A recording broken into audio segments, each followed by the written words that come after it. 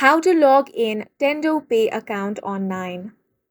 Hi guys, welcome to our channel. Let's begin. In this video, I will guide you how you can log into your Tendopay account.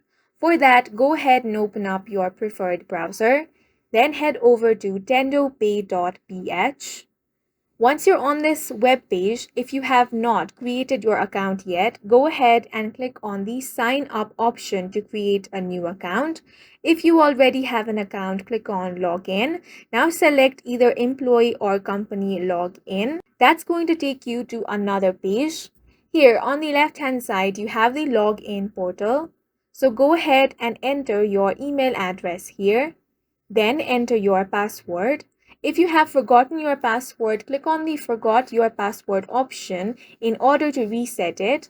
If not, then click on the Login option. If your credentials are correct, you will be successfully logged into your account. You can also sign in using your Facebook account or sign in using your Apple account. And in this way, you can very easily sign into your Tendopay account online. And that's it for this video. If you found it helpful, please make sure to hit the like button and subscribe for more videos like this.